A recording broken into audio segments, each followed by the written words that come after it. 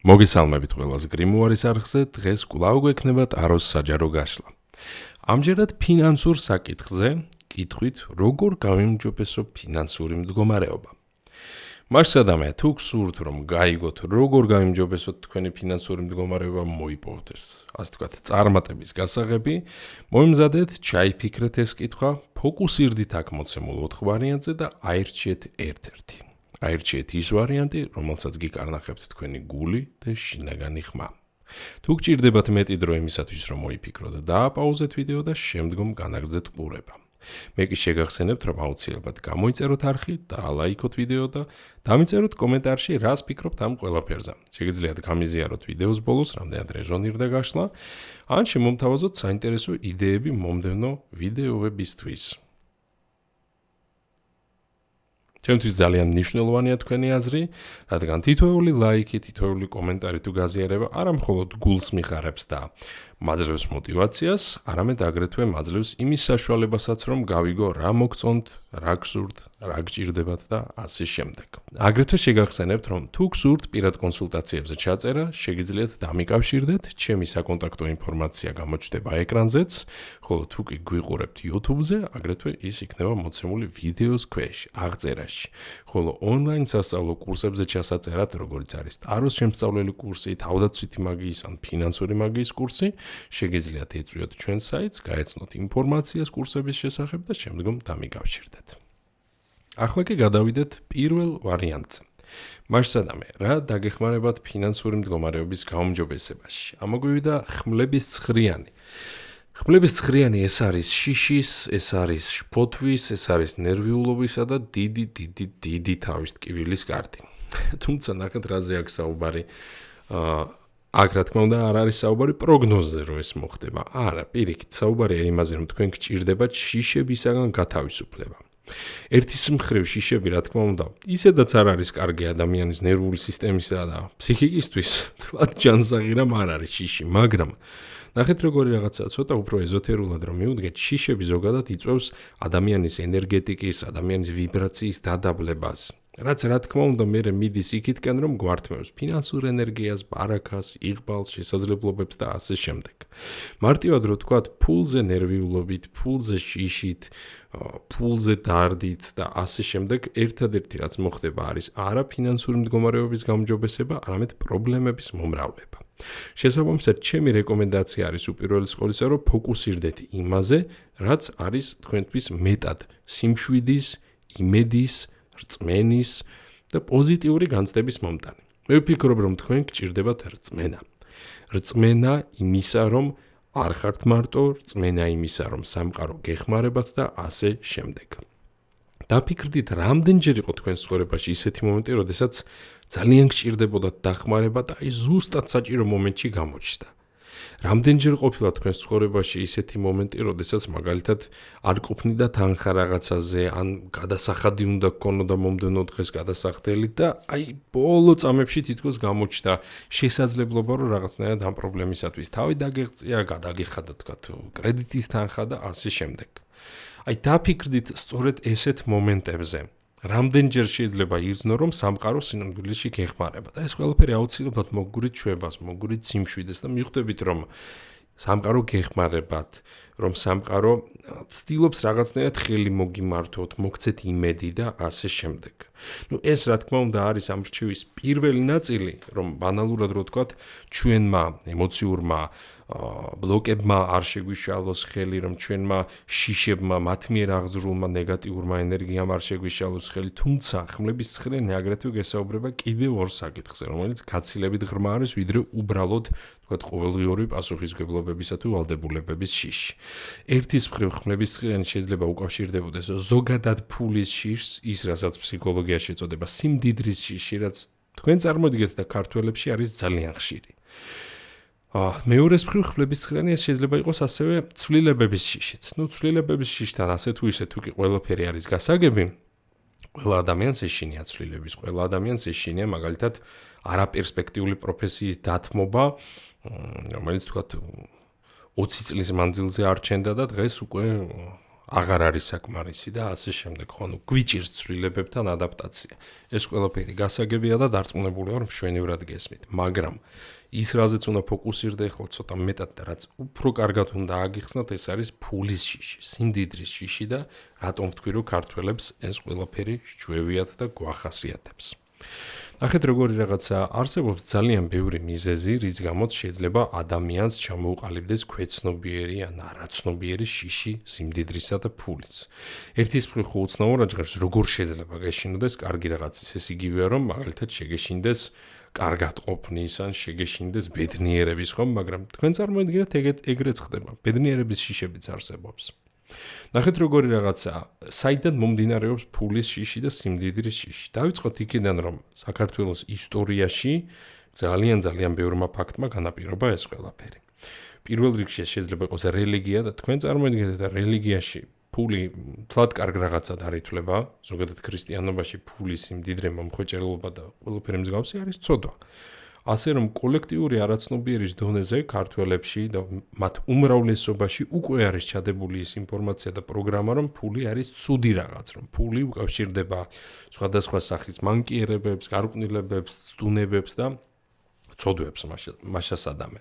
მართალია დღესდღეობით შეიძლება რელიგია ასე ადამიანებზე არ მოქმედებს და არ მოუწოდებს მათ ცუდისკენ, მაგრამ ნახეთ როგორი რაღაცა, ეს არის კოლექტიურ არაცნობიერში ჩაბეჭდილი პროგრამები, რომელიც მრავალი წლის, შესაძლოა მრავალი საუკუნეებისა და ეპოქების განმავლობაში ყალიბდებოდა და გადაეცათ ადამიანებს მემკვიდრეობით.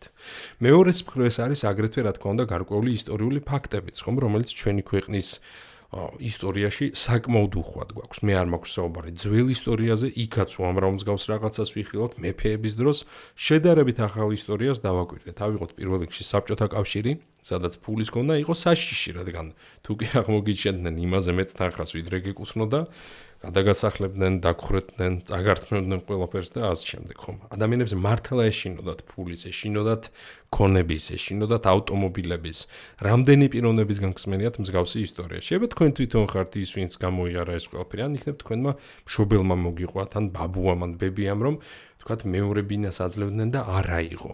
იმიტომ რომ შეიძლება ამის გამო დაეჭირათ, ან ორი ავტომობილი ყავდათ და ერთი გაასხვისეს, იმიტომ რომ ეშინოდათ, რომ ვიღაცას რაღაც ცუდი არ ეთქვა შემდგომ მათზე და ასე შემდეგ. მეორეს მხრივ ეს რა თქმა უნდა არის აგრეთვე ეგრეთ წოდებული შავი ბნელი 90-იანებიც. პერიოდი, როდესაც ქვეყანაში მასობრივად იყო მოდებული გაჭირვება, სიდუხჭირე, სირთულე და აგრეთვე როდესაც იყო ფაქტობრივად ბუმი შავად ფულის შოვნის, ძარცვის, ქურდობის, მამაძაღლობის და ასე შემდეგ. აქედან გამომდინარე დაფიქრდით, რომ ხომ არ ხართ თქვენც იმ ადამიანთა შორის, ვისაც შეიძლება ქვეცნობიერად ჰქონდეს ფულის შიში. შეიძლება ძალიან გვინდოდეს ბევრი ფულის ქონა, თუმცა ეს ქვეცნობიერი შიშები, ბლოკები, ემოციური კომპლექსები და ტრაუმები ხშირად გვიშლის ხელს. თუ კი იპოვით მსგავს რაღაცებს საკუთარ თავში, თქვენი ოჯახის ისტორიაში და ასე შემდეგ, აუცილებლად დაამუშავეთ ეს მატრაუმირებელი გამოცდილებებით და გარდაქმნით ეს უარყოფითი ენერგია დადებითად. ერთ სიტყვით საკმაოდ დიდი პასუხი გამოგვივიდა პირველ ვარიანტზე, თუმცა იმედი მაქვს, რომ დაგეხმარებათ ეს ინფორმაცია, მე კი გისურვებთ წარმატებებს, ხვავს და ბარაკას. ახლა კი გადავიდეთ მომდევნო მეორე ვარიანტის პასუხზე.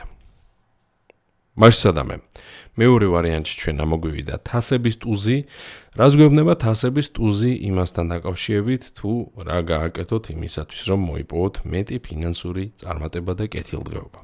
თასების ტუზი ეს არის უხილავი ხელი, ეს არის სამყაროს ღმერთის მხრიდან გამოწვდილი დახმარება, მოწოდებული თასი, რომელიც არის სავსე, რომელიც არის ყველანაირი სიკეთით, ყველანაირი მადლით, პოზიტიური ენერგიით ახსავსე, მაგრამ მოითხოვს ჩვენი მხრიდან მიმღებლობას. ნახეთ როგორი რაღაცაა სამყარო გაწვდით შესაძლებლობებს, ის გიწვდით ხელს, ის გაძლევთ რაღაცას, ესე ვთქვათ, რაც თქვენ დაგეხმარებათ ფინანსური კეთილდღეობის მოპოვებაში, თუმცა თქვენ ეს რაღაც უნდა მიიღოთ. რაში გამოიხატება ახლა ეს მიმღებლობა? ერთის მხრივ იმაში, რომ ვისწავლოთ სამყაროს მხრიდან, აი ამ გამოწვდილი ხელის დანახვა, მისი მიღება და მისი დაფასება, მაგრამ მეორეს მხრივ რომ ვისწავლოთ ზოგადად მიმღებლობა, მიღება საჩუქრის, მიღება შექების, მიღება და ასევე მოთხოვნა დახმარების და ასე შემდეგ. ნახეთ რატომ თუ კი თასი, რომელიც არის მარად ესე თქვათ, ავსებული ყველაფრით სავსე, წარმოგიდგენთ რაღაც ესეთი აბსტრაქტული თასი, რომელიც არის სავსე ყველანაირი სახის სიკეთით, ყველანაირი სახის დადებითი სითხით, რომელსაც შეუძლია სასწავლების მოხდენა და წარმოგიდგენთ, რომ ეს თასი არის მარადიულად ავსებული. რა შეუძლია მას, ხო? მას ერთადერთი რაც შეუძლია არის ამ სითხის გაზიარება, სხვისთვის გადაცემა, ხომ?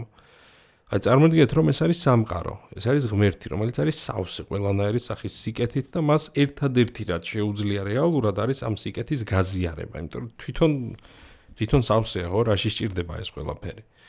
არც იცლება პრინციპში ამ გაცემის შედეგად არაფერი აკლდება. მაგრამ ნახეთ საქმე რაშია, როგორ დაიტევს სხვა პატარა თასები ამ სითხეს, თუ კი ისინი იქნებიან ავსებული. სხვა რაღაცით, პირობითად ცუდი სითხით, პინძური სითხით, ან თუნდაც კარგი სითხით, მაგრამ იმ დადებით სითხეზე უფრო დაბალი ხარისხის სითხით და ასე შემდეგ. იმედია მიხვდით ხო რაზეც მაქვს საუბარი. აუცილებელია რომ თქვენ შეძლოთ ამ სითხის მიღება, მისი დატევა, მისი ათვისება. ამიტომ პირველ რიგში თქვენ უნდა იმუშაოთ მიმღებლობაზე. მიმღებლობა პირველ რიგში იწყება აზრით, რომ რაღაც გეკუთვნის.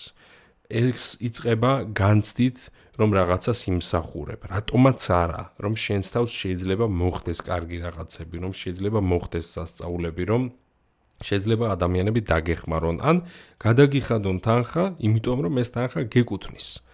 დიდი ალბათობით ისინი, ვინც აირჩია ეს მეორე ვარიანტი, ან ქვეცნობიერად ებრძვიან ისეთი ტიპის ერთად ბლოკებს, როდესაც ადამიანი ფიქრობს, რომ მას არ ეკუთვნის თანხა, ან რომ ის არ არის საკმარისად კარგი, ან რომ ის ბევრს ითხოვს და ასე შემდეგ. ამიტომ შეეცადეთ, რომ ეს ყველაფერი დაამუშაოთ. მიიღეთ ეს ფაქტები ისე, როგორც არის, მიიღეთ სამყაროს მხრიდან გამოწვეული ხელი და შეეცადეთ, რომ აგრეთვე თქვენს შემდგომ უკვე, როდესაც აივსებით ამ დადებითი ენერგიით, უკვე ის გაუზიაროთ სხვებს, მაგალითად შემდგომ დაეხმაროთ სხვებს და ასე შემდეგ. ნახეთ რატომ დადებით შემთხვევაში ეს არის, რა თქმა უნდა, როგორც თქვი, რაღაცის მიღება სამყაროს მხრიდან, მაგრამ უარყოფით, ასე თქვა, ჩრდილოან მხარესაც თუ გადავხედოთ თასების ტუზის, ეს არის გადამეტებული ქველმოქმედება, გადამეტებული სიქველე. ანუ შესაძლოა თქვენ ჯერ არ იყოთ ავსებული თვითონ, რომ იწყებდეთ უკვე რაღაცის გაცემას სხვაზე, მიხვდით? ამიტომ შეეცადეთ, რომ აი ესეც დააბალანსოთ. არ გასცეთ ის, რაც არ გაგაჩნია და გასცეთ მაშინ, როდესაც უკვე თვითონ შეიძენთ და რა თქმა უნდა, იმდენი არა, რომ ეს შემდგომ თქვენ მხარეს აისახოს საზიანოთ, ან იმ სახით, რომ მაგალითად ეს გამოდგეს დათვური სამსახური და არა დახმარება რა ადამიანის. ასე რომ მეორე ვარიანტის შემთხვევაში პასუხი იმაზე, თუ როგორ გაიმჯობესოთ ფინანსური მდგომარეობა არის შემდეგი. პირველი, ისწავლეთ მოთხოვნა, ისწავლეთ მიღება და ისწავლეთ რაღაცების მოზომილად გაზიარება. გისურვებთ წარმატებებს, ხვავს, ბარაქას და ყოველივე დადებით და საუკეთესოს. ახლა კი გადავალ მესამე ვარიანტის პასუხზე. მესამე ვარიანტში ამოგვივიდა კარტის სულელი, რომელიც ორ რაღაცას გვეუბნება. ერთის მხრივ გვაფრთხილებს, მეორეს მხრივ გვაძლევს რჩევას. გვაფრთხილებს, რომ არ მოეპყროთ ფულს უგუნურად, არ მოეპყროთ ფულს დაუფიქრებლად, რომ არ დაუშვათ გაუთვალისწინებელი სულელური შეცდომები. სულელი ეს შეიძლება იყოს იმპულსური შენაძენები, შეიძლება იყოს სწრაფი ხარჯები, ეს შეიძლება იყოს ბავშვური ან გაუთვალისწინებელი შეცდომები. მაგალითად, თუ მოგივიდათ მესიჯი, რომ მოიგეთ მილიონი და უნდა გადახვიდეთ ამისთვის რაღაც ბმულზე, არ გადახვიდეთ.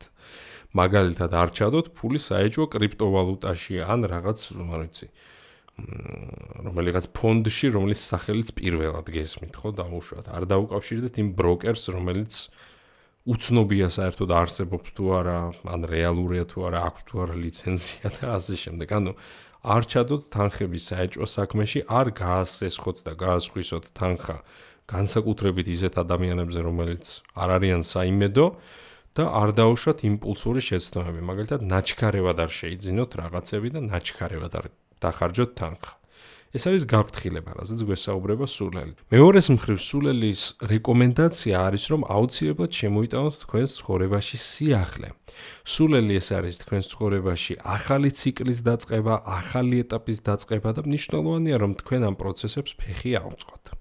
სულელი გვეუბნება იმას, რომ მნიშვნელოვანია შექმნათ ახალი ფინანსური შემოსავლის წყაროები, შექმნათ ახალი საქმეები, ახალი ბიზნესი, ახალი წამოწყება და ასე შემდეგ. შეიძლება რაღაც ახალი შეისწავლოთ, დაეუფლოთ ახალ პროფესიას და ასე შემდეგ. გარდა ამისა, სულელი მოითხოვს ჩვენი მხრიდან, რომ ვიფიქროთ და ვიაზროვნოთ კრეატიულად, შემოქმედებითად.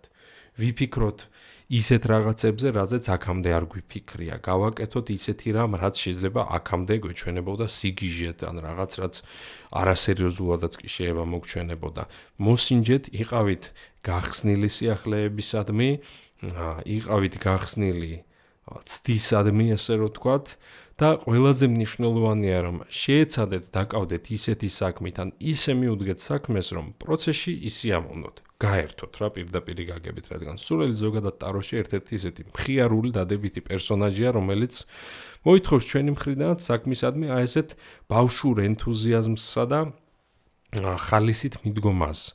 ასე რომ წარმოიდგინეთ, თვითონ ხართ 5 წლის ბავშვი, რომელიც ძალიან დაინტერესებულია რაღაცით, ხომ? თან ბავშვებისგან რეალურად ძალიან ბევრი რამ შეგვიძლია ვისწავლოთ. ალბათ შეგიმჩნევათ, როგორი ჰიპერფოკუსირებულები არიან ხოლმე რაღაცაზე, როდესაც ეს ძალიან აინტერესებთ. შეიძლება სწორედ ასეთი ჰიპერფოკუსირებულობა გჭირდებათ რაიმე საქმეზე იმისთვის, რომ ის გამოვიდეს, მაგრამ ამ მდგომარეობას რომ მიაღწიოთ, მაშინ ეს რაღაც უნდა იყოს თქვენთვის ძალიან საინტერესო და ასე ვთქვათ, მან უნდა გაგიტაცოთ. ასე რომ სწორედ ამას ჩადეთ თქვენი ენერგია და დრო და დარწმუნებული ვარ, საუკეთესო შედეგებს მიაღწევთ. გისურვებთ წარმატებებს, კეთილდღეობას. ახლა კი გადავალ ბოლო, მეოთხე ვარიანტის პასუხზე. მეოთხე ვარიანტის შემთხვევაში ამოვიდა კვერთხების ტუზი და ალბათ არ მომბეზრდება იმის თქმა, რასაც ეხლა ვიტყვი.